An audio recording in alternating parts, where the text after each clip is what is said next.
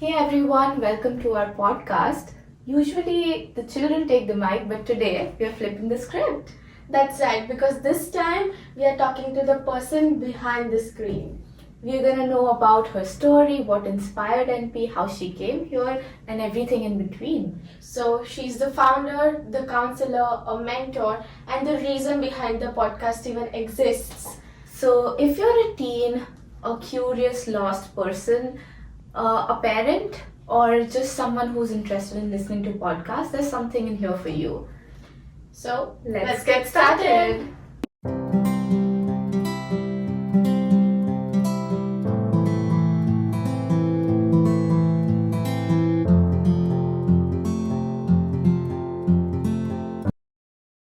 I mean, of course, you don't need no introduction, but would you still like to introduce yourself?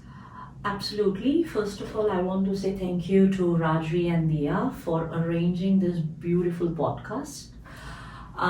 Those who don't know me, I'm Nidhi here from Nidhi Perception. I am the founder and CEO of the company and very excited to talk something about I have not even talked about before. I hope so.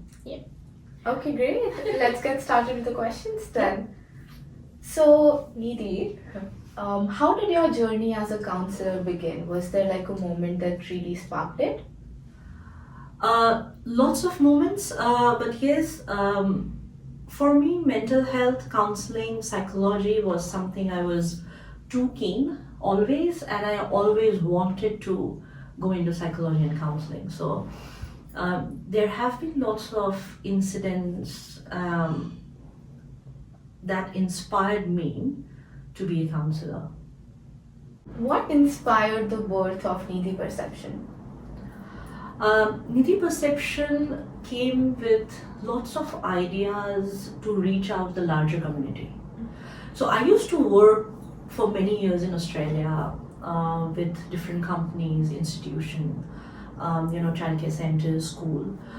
But then, we decided why to limit ourselves just to, one group of people.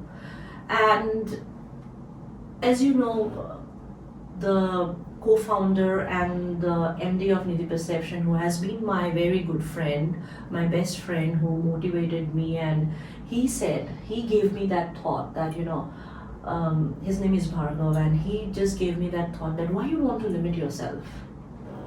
Open your wings, fly as much as you can. So there should not be any boundaries to how many people you can reach. And he said, your perception is very different to what other people think. So let you be the brand. And that is how, the whole idea, the whole concept, the whole company, Nidhi Perception came into existence. Wow. Amazing, right? Yes. What makes Nidhi Perception, like the soul of the brand? Nidhi Perception is unique in a way because we don't go through the definition of books. That is nothing that I feel that it's a rule book. Everything into Nidhi Perception is all about understanding and touching the core. So if I know that I'm able to change the narrative of the other person through understanding and touching the core of the client or any person who is coming to Nidhi Perception, that is how the whole journey, and that is how Nidhi Perception is different. Yeah. So then, how would you say, how have things changed for you from when you first started versus now? It has changed a lot because I have always worked as a therapist, as an inclusion support, as a counselor. But when you start your own company, it is not limited only to this one role. Yeah. People say you are the CEO of the company, but behind that CEO, you are handling the people, the team who is working with you. At the same time, you are focusing on how you are getting the business. At the same time, you are understanding how you are selling your brand. At the same time, you are thinking about your expenses, the accounts, At the same time, you're also working on, your licenses, what the company needs, what the market is about, and it is like I have unfolded, and I'm still learning. I'm still learning, like how different things you can, understand it, how well you can, do the things in a more ethical way, in a more joyful way. So, like, it's a huge thing for me. Yeah. That I'm still learning, I would say. Yeah. Looks like a lot of work. Yeah, it is. So, what would you say to day one Nidhi? Like, if you could go back in time and just say something to her, what would you say to her? I would say the day one Nidhi was just focused only to the therapeutic aspect of what I've been doing. And now, if I see myself, I feel I have evolved a lot. Yeah. I meet a lot of people in the community. I talk with a lot of different, mindsets. I do have got lots of challenges, but I do understand at the same time that the old Nidhi was, I'm more unfiltered now, I would say. Yeah. It's all right if I cry. It's all right if I've got challenges. It is all right if, I have to scream and say that this is not my good day. Yeah. So this is what I'm being more unfiltered, I would say. Yeah. But like, so now that you've said that you've met a lot of people, what is that one thing that people think that therapy could fix instantly, but it takes a lot of time? I'm sure there are like a lot of things, but This reminds me, like, even when I was a kid, you want everything to be done like, straight away. yeah, instantly. Because there is no concept or no experience of the process. Result matters. Yeah. Right? But if I ask you a question, like you are having a challenge, do you think that challenge just born? Your realization of the challenge is instant. But if you say a problem, a challenge, it took years and years and years to build up in you, and eventually you're realizing that I can't cope with this. Right?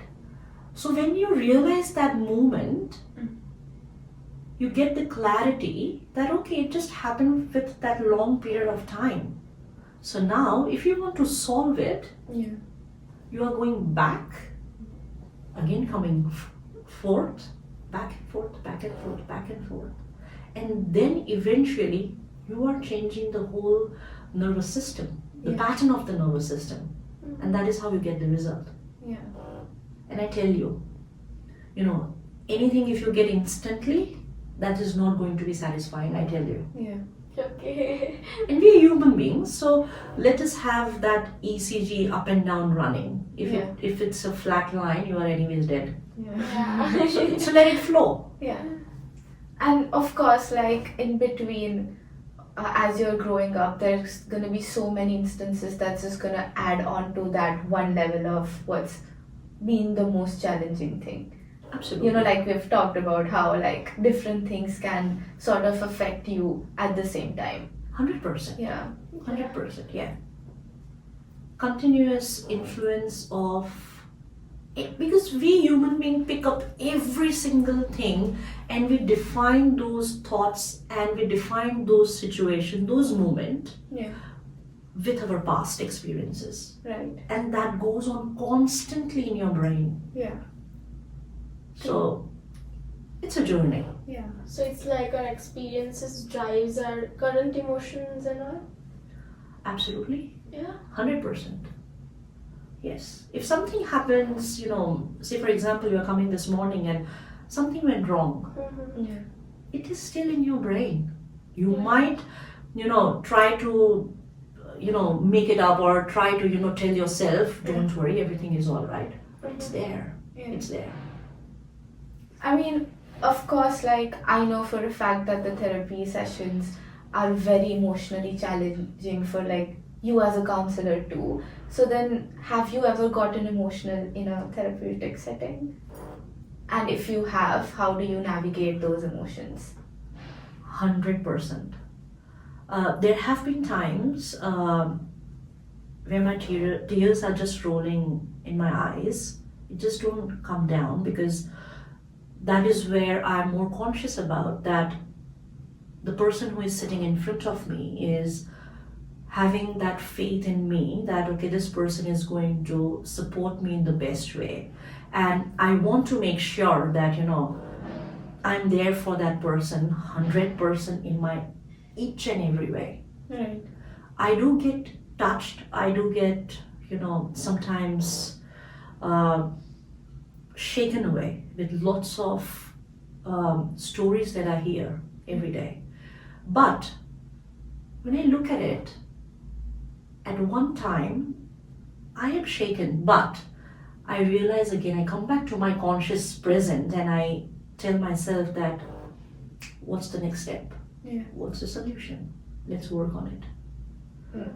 So I try to, jump into my skills of how I'm going to take that around, and at the same time, try to be with that individual in each and every way that I can be in that particular therapy session.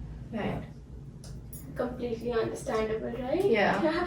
So again, the next question is roaming around this, that what's the most unexpected thing a client or a child has ever said to you? I had one beautiful. I know many.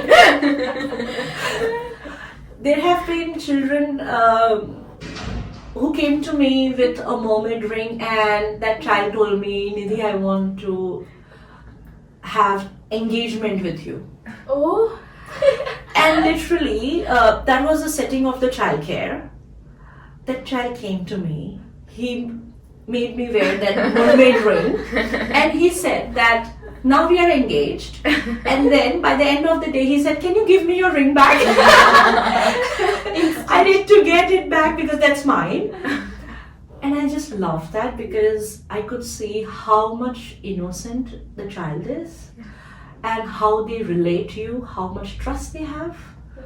And I just love them. I love them the way they are. I don't want to change anything. And that is the beauty of, what we are doing. Yeah. So this one's a bit tricky, so I can also know that, do you assess every person that you meet? Like right now, are we being assessed? No, not at all. Yeah, like, can you actually read minds? Uh, I'm sure you get that question a lot as a therapist. Yeah. I'm not a magician, to be very, very much, if I tell you a truth. I'm not a magician. But as a therapist, I'm highly conscious of how the thoughts work, how it influences your behavior. And it is not something that I intentionally do it. But what I feel is that if you're passionate about something, you have to dive yourself completely into it. Mm-hmm. And when I say you dive yourself, it means the day you wake up in the morning till you sleep, also in your dreams, every single thing is, for me, is therapy. For me, every single thing is, okay, how I'm going to help this client. Okay, what are the new interventions I'm working on? What is my new research? What are people talking around me about mental health? What is the new thing that I'm encountering? What is my own challenge? How I need to overcome that? That is a constant, every moment I'm living into it. Yeah. Right. So when I say that, if I'm, meeting anyone, I'm just in my own flow. And that is not somewhere that I believe in labeling. It is just, I love to cherish the individual as they are. Yeah. And that gives me another spontaneous thought. Mhm. Okay, I love this thing. Fair. Right? I mean, when someone comes up to me and like I'm introducing myself, or like I'm just saying that I'm studying psychology, and that's like the first thing that someone asks me, oh, can you read minds? Yeah. Usually I get very irritated with that question, because that's not we as counselors, we as therapists intend to do, as you said. But I've caught myself sort of catching a lot on their characteristics, just unintentionally, just to not in a way to assess someone for the first time you're meeting, but just it's there, you can't help it, like to observe. Yeah, absolutely. Even when people come and ask me, what do you do? Yeah. Half of the time I never say that. I never answer that question, because I know they will be telling me, okay, can you come aside? I need to tell you something about my problem. But everyone needs to understand that we as an individual have our life outside the therapeutics, environment, and we are also love to do partying. We love to talk about something which is not counseling. Yeah. And so half of the time, I don't love to talk about it. Fair. So this brings us to the another question, that what's something about mental health you think that our generation, like Gen Zs, understands better than you millennials? I love the way you have segregated Gen Z and okay. I had my podcast interview just before a few days, and over there I had the same question, and I just said that right now today's generation as Gen Z, they believe we are perfect, right? And that's all right. You are beautiful the way you are, but the concept of what is perfect is something where you want to prove yourself, which should not be there. If you keep on proving yourself for your own identity of what is perfect, then you're lost. My generation people accepted, like, it's okay. I've got flaws into me, and that's all right. But I'm perfect the way I am. I hope you can understand the difference between these two concepts. And I think that is where the gap is. I actually, on the contrary, believe it to be the opposite. I feel that Gen Z as the generation is more accepting of how they are, and like I feel that because I've seen people, millennials specifically, to be very not so open about their flaws. Okay, so there are two things over here. Yeah. The concept of perfectionism, I'm perfect. Yeah. Okay, as I told you, that Gen Z are having it. The difference is they are open to communication. Because they are open to communication, you feel they are more flexible enough to understand that. But that's not the truth. Okay. To accept something and to be open to communication is absolutely a different sector. When we talk about my generation, I do accept the way I am, but I'm not open to communication. Yeah, very true.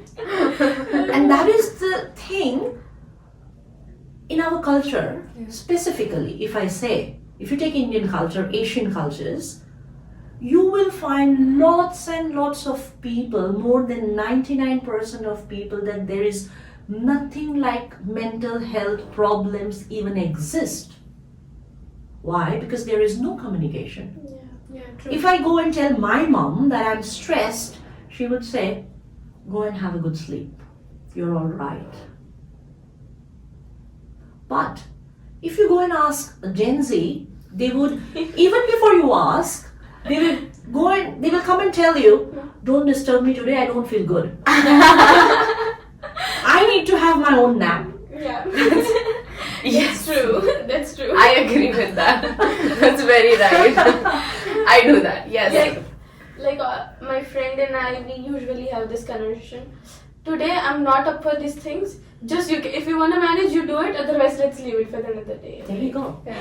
And my generation would say, even though I don't feel good, I want to stretch myself and I want to do it because of XYZ reasons. That's true. So can you see the difference? And I hope you have got your clarity now. Yeah, absolutely. So then, like, something related to this, do you think getting or feeling lost in your 20s is very common? Hormones do take over you. That's the teenage. That is what I always say. If you're in your teenage, your youth, it's not you who is operating your whole system.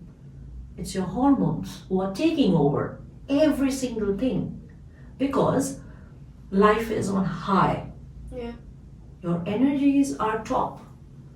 You want to leave the world on the top. You are at the best.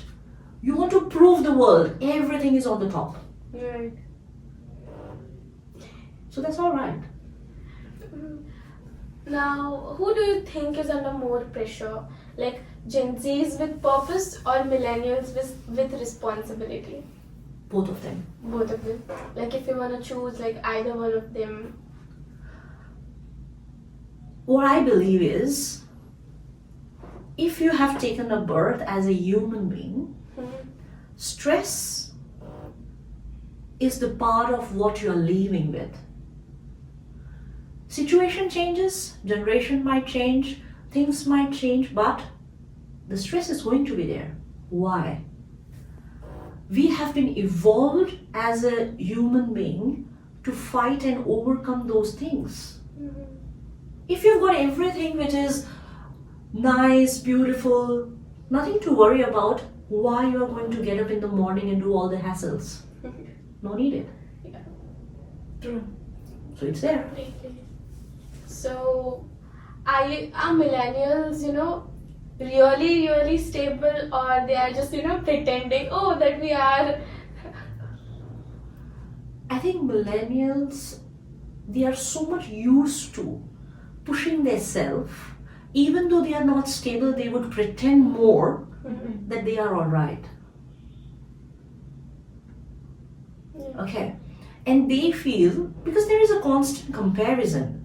If you see your parent, if you see your friends, or maybe if you see your parents, they would say like, in our time, we used to never look at the phone all the time, and we had our own time where we used to sit at the dining table, have a dinner, have a chit chat, and this.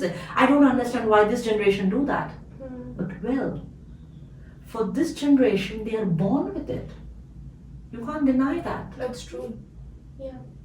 That's how they've grown up. Yeah, so the Yeah. constant comparison of the past is never leaving an individual. Yeah. So then how you're going to work that out? Completely correct. True. But sort of like apart from the Gen Z millennial questions, I actually wanted to ask, what if like the session doesn't go as planned as or the session doesn't go like you had planned? I never plan the sessions. My client plan the sessions. They tell me, Nidhi, today I don't want to talk about maybe this goal that we decided, but today I want to talk about something else. That is their space to navigate. They are there because they are the leader. They are the host of the whole session. Yeah. I am just there to tell them that you are not lost. So it is important to work as a GPS. Reroute yourself all the time. Right. It is nothing to prove. Just rerouting. And like, how do you sort of make sure that there are no ethical violations? Especially because you work with children a lot, so. So always I am very much, conscious about all the ethical, things that we need to take care. Yeah. So if I know that in my session or in the environment that I am in, the things are not taken care, I would not go ahead with the session at any moment of time. So before I start session, especially working with children, youth, I make sure all the things are tick boxed, and then I, go for my next step. Yeah. And like, have you ever felt that your personal life has sort of come in between your professional life, or how do you sort of divide that up?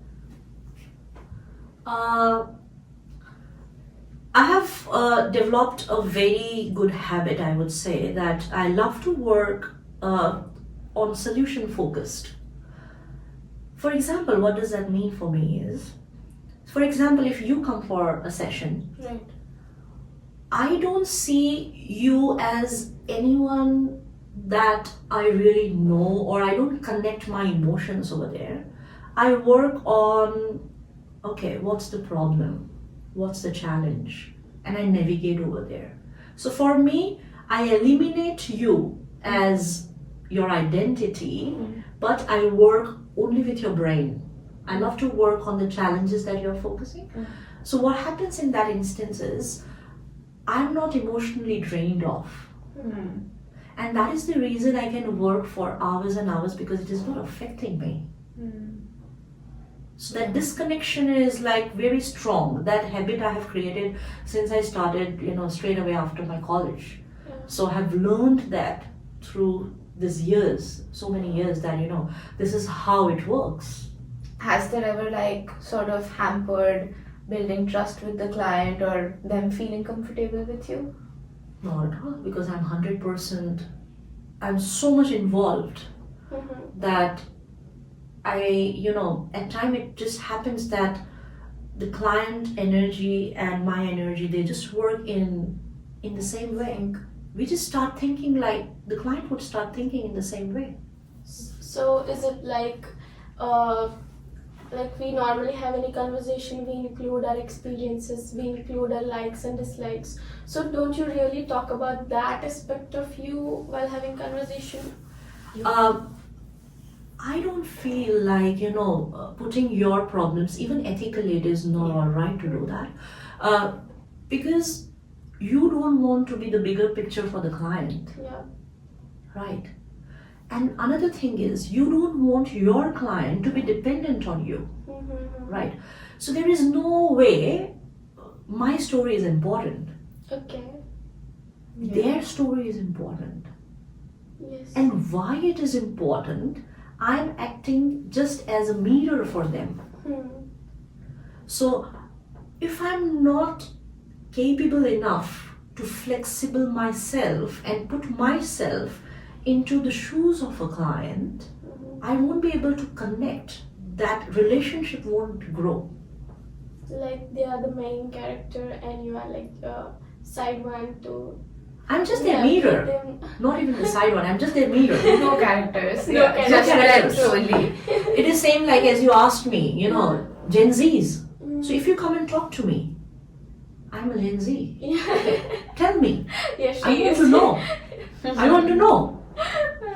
I think you're a bigger Gen Z than I am. Completely true. She Definitely. uses a lot of abbreviations in text. Word chat. Very interesting question. I mean, I find it very interesting. How much of a role do you think parents play in a child's session? Absolutely 100% each and every way. In each and every way. Because for a child, parent is their world. And for a parent, the child is everything. So that influence is more than 100%. You can't deny it. So this is like a very impromptu question. That do you think that growing up, like raising a child, is different in Australia and India?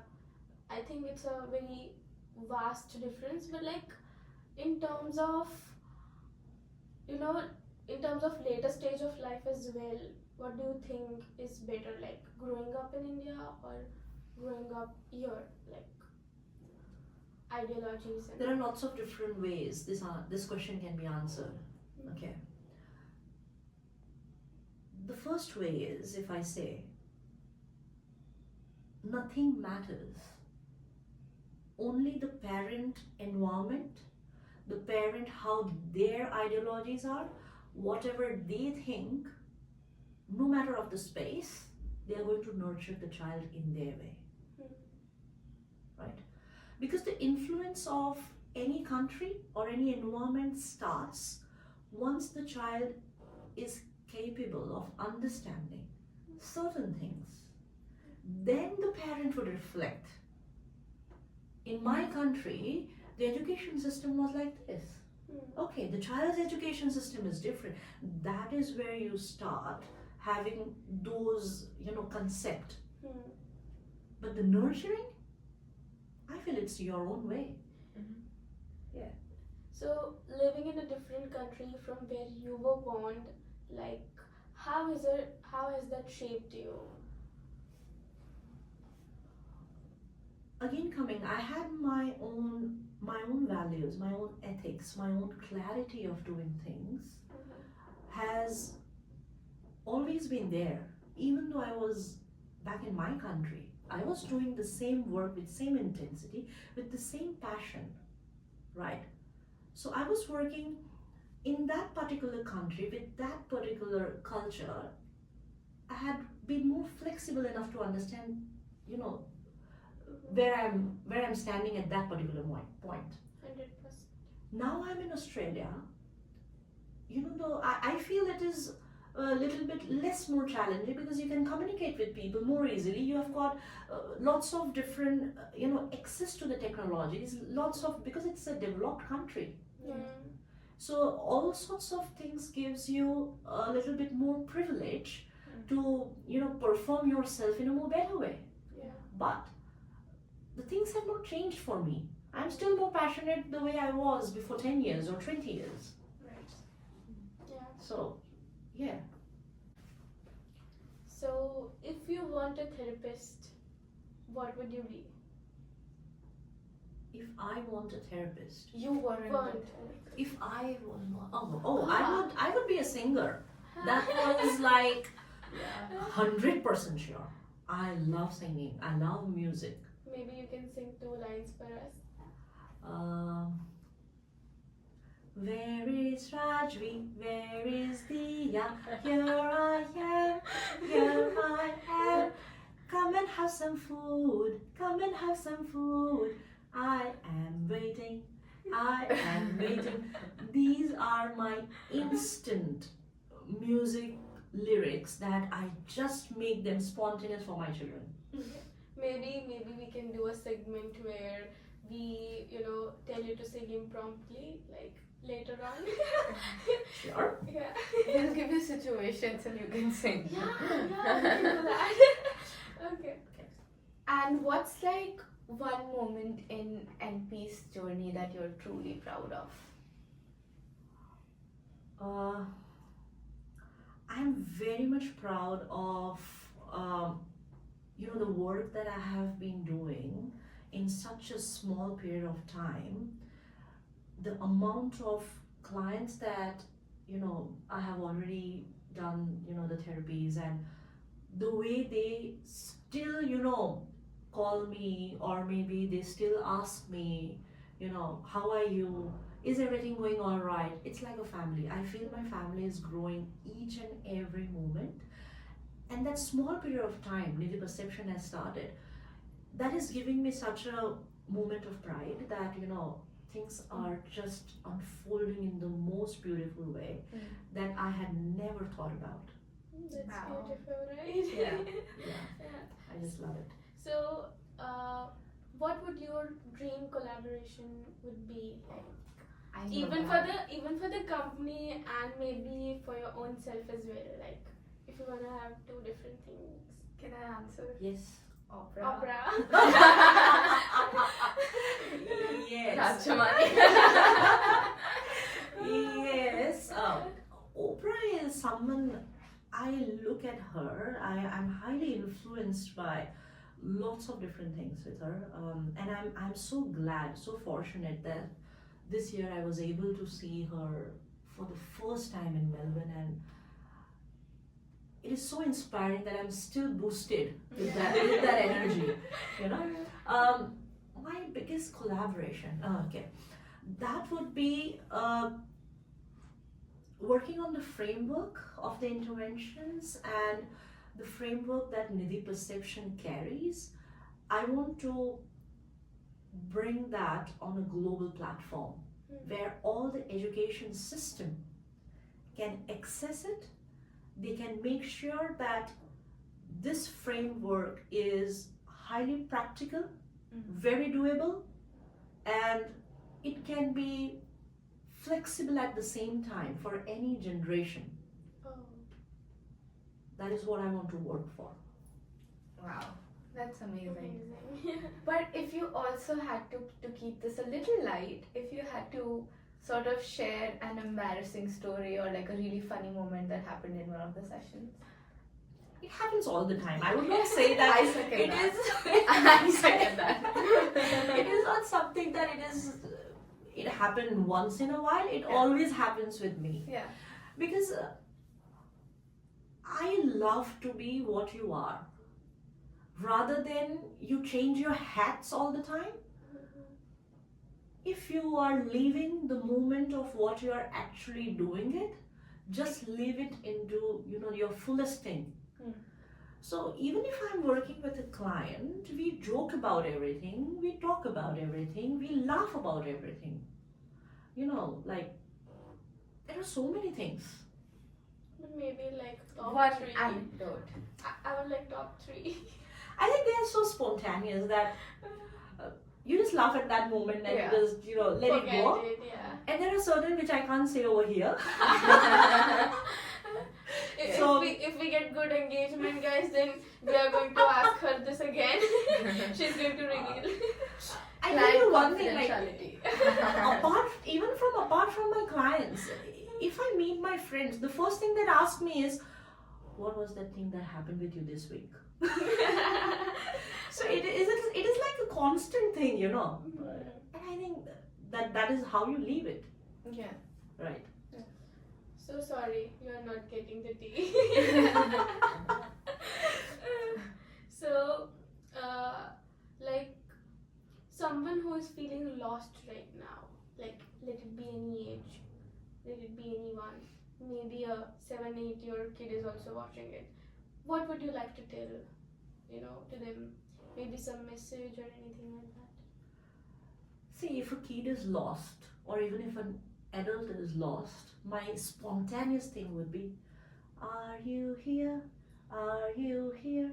I can see you worried. I can see you worried. Are you here?" That's it. It just takes a moment. Yeah. As soon as I do this, child is attracted and adult is attracted with the vibrations of the music, with the disconnectment, with the disassociation of what is happening inside them. A second. That's it. Done. So do you think the answer to that could be just distract yourself? Disassociate yourself. Yes, distract yourself, but that distraction matters, Yeah. right? What you choose. Mm-hmm. So that distraction, I would say, look around you. Yeah. Touch the ground. Touch the tree. Methods. Yes, grounding techniques. Yes. 5, 4, 3, 2, 1. Yeah, Which one is your ground. favorite grounding technique? For me, the best one is to be with the nature. Yeah. I love it. Yeah. I love my coffee. I love my long drives. I love to be with the nature. And say, for example, if I'm not around, because I hope there would be viewers who would be saying, "What if I'm in a Melbourne CBD?" Yeah. Go to Flagstaff Gardens. So again, at that moment you might not feel like doing it, Yeah. right? Call a friend, talk with them. If you remember, we always have so many, conversations around how is your day, what's happening, Yeah. This happened, this happened, this happened, this happened. Yeah. This connection can be very simple as just pause yourself at that moment, look around, done. Done. Very simple. Need to try it next time. Need to try. You are anyway very disconnected. It's fine. You don't need to try.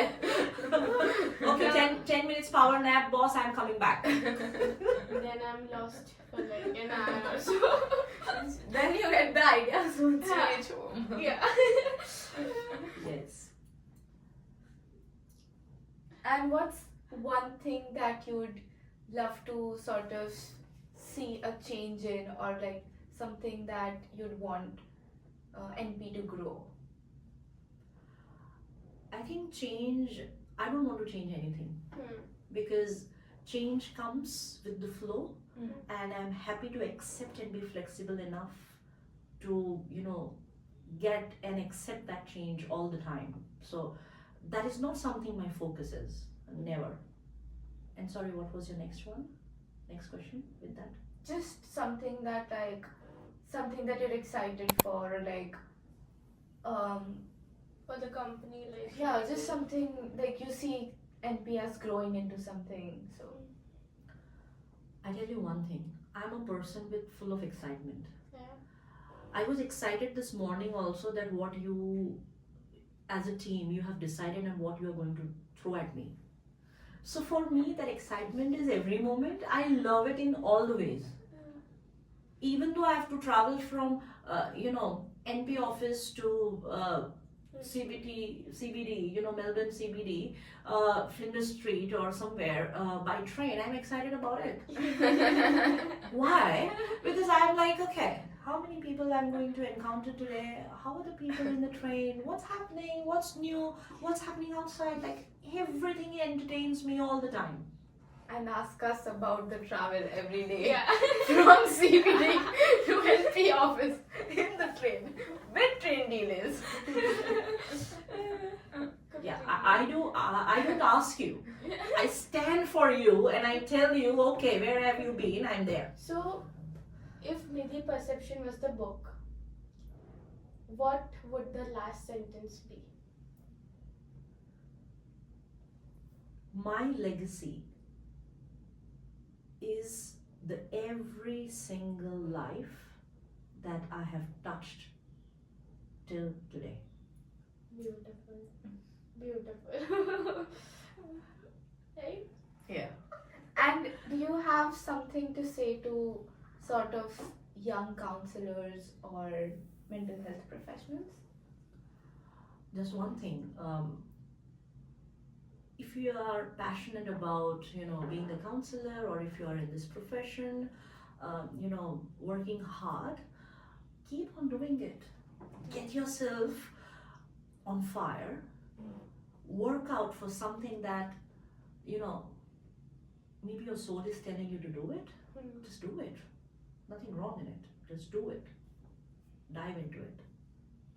That reminds me that she always tells me this one thing, that there is no right way to do a Yeah. session, to conduct a session. Find your own way. Yeah, because I believe every individual has got their own unique way and style of exchanging and giving to, your client or the people around you. I'm no one to tell you that you need to change this. I love the way you are, and I want that you explore yourself in the best way you can. I don't want to change your identity. I want you to upskill yourself all the time. Learn the therapeutic, the counseling sessions, how you can do all the technical things. But there is no need to change yourself as a person. That makes you, gives you your identity. Yeah. Completely correct. Yeah. And what would you wish like parents might understand about young generation, like Gen Zs and all, and social media together? Like, still parents have perception that, oh, social media is bad, just don't use it, you're not supposed to use it, and all negative impacts, like. Okay. For me, because I'm also a parent, okay, I do have got 2 children, and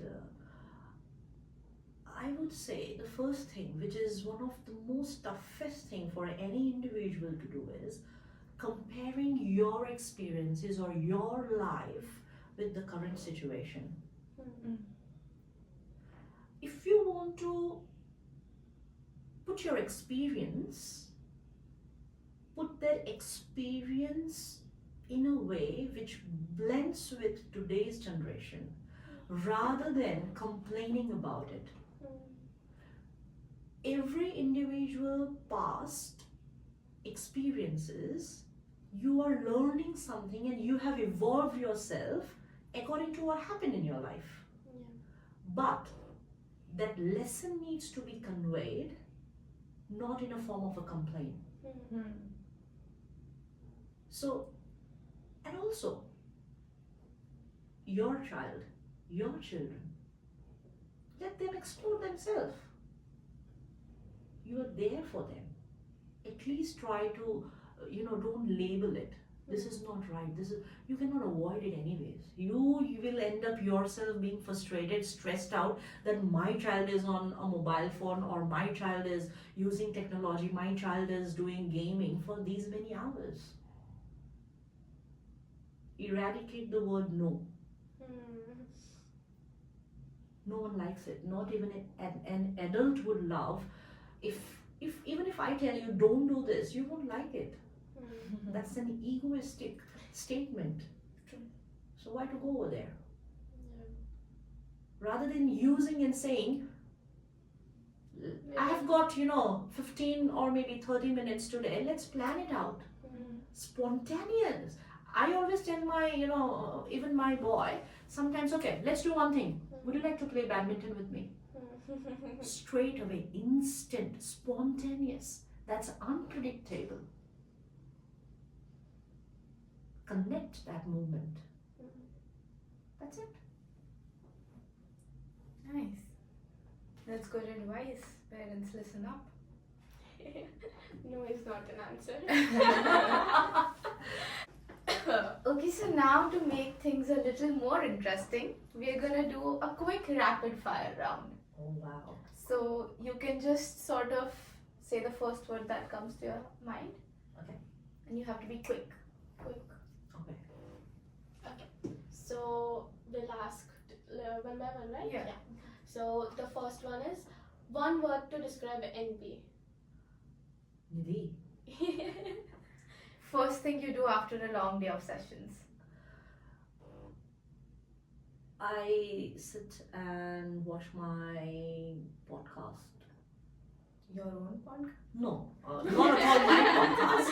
But I love to listen to people way of how they look at the things. I watch Raj Shamani's podcast. I listen to him quite more. I love to listen to different concept, different people. Like I was just listening to Sunita Williams. Like, wow, I love that motivation. I love how she's doing it. So that is how I love to be all the time, inspiring myself. Somewhere I also thought that you would mention Little Big Voices podcast. But well, That is something I love to listen. I do listen when it's released. That is my soul. I listen it myself from there. A value you think kids teach us like best? Just be unfiltered. Yeah. Be as you are. favorite comfort food. I love cheese. Mm. So anything related to cheese is what I love it. Oh, one word for how you feel at this point in your journey. Very happy, and before I die, I have got lots of things that I need to finish it off. That is what I feel that okay, the time is ticking off. Don't stop. Just do it. A phrase you say a lot in sessions. Oh wow! I've never. This is a tricky one. Like I always say, I'm always there for you. This one thing I think that connects a lot. So whenever I'm sitting and if I feel the client is absolutely devastated, I would say I'm there. I think one more question. A phrase that you would say after a session a lot. Sometimes if it's a very intense one and if that has shaken me, I would say I did well. I was able to finish this session and I did well. I reflect on what I did. sometimes if it's not, I always tell myself, okay, I need to do certain things in a certain way which can be more effective. But I never feel that, this was wrong. No, because I don't believe in that concept of right or wrong. So, yeah. If you had a superpower at work, what would it be? I would be doing multiple session at once. Like specific superpower for that multiple session at once. So like I want to have like, a room where I can have like 50 screens, and all the 50 screens can talk to me individually. They cannot listen to any one of them. Only they can listen to me once. And I want to do that in one go. Like you have like multiple you, but each one of you is connected to your, Yes. you like. Yes. What? No, do you mean like different you or like just one you? Just one me. Not like different Nidhis. For Only just one me. Multiple. And 50 clients. Say for example. So only one me and 50 clients, because that teaches me how well you can, switch on and off with each different situations at once. So that is what I love to practice. Straight away, being more flexible. That would be so chaotic. I would think never so. want that. I don't think so. I mean, it's a superpower, so you can say whatever you want. Yeah. So you're able to manage it in our imagination. But Nidhi, thank you so much for talking to us and sharing your journey and NP's journey. We had a lot of fun asking you the real questions and the silly and fun questions as well. You have helped us to see the heart of Nidhi Perception and you as a human being also. So yeah, we loved it. We loved it. Thank you so much. I want to say special thank you. Why? Because this is the first podcast ever done by the team of Nidhi Perception. So thank you, Rajvi and Diya, for conceptualizing this whole, moment, the whole thing that you did it. Another thing was, this was so much fun because this was unscripted. I never knew. I was so curious all the time that, because you both were, telling me, be prepared. We are going to throw some amazing things on you which has never been, asked. Yeah. And I was really looking forward to it, So I love this whole concept. And I want to say big thank you to both of you. But at the same time, I want to say each and everyone who would be listening to this podcast, you are not alone. There are lots of professional help out there. Reach out. You can communicate. There are people who can understand you. Okay, so you're not lonely and you have a right to cry, to scream, to laugh, and to do every single thing as a human being that you can do. Live your life to the fullest. Yay! Thanks for listening to us. See you next time.